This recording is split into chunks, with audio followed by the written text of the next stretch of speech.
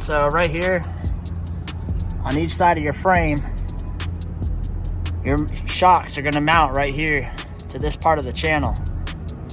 This bracket right here bolts to this side of the channel. That's why I've got the holes in it right there, because you've got bolts inside. All right.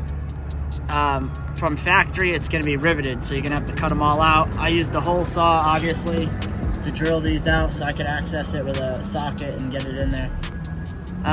My bracket has been reinforced where it ripped, because when it broke right here on both sides.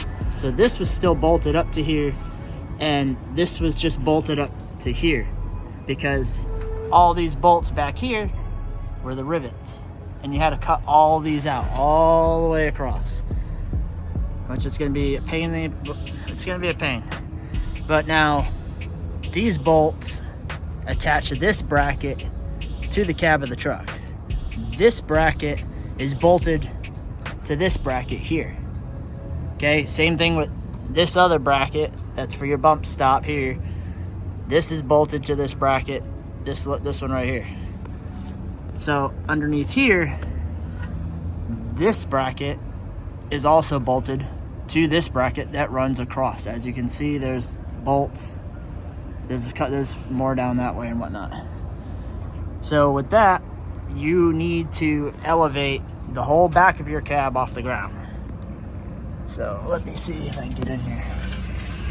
So hold on. Let me get in over here real quick. All right, so you got this torsion arm that comes across. What I did was, you can even still see some of the scratch marks here. I put a jack right here on the frame and on the other side, and a board going across. And I jacked it up so everything stayed level, you know what I mean, across the floor. And then what that did was that took all the tension off over here. Now, as you can see, let's see if I can zoom in.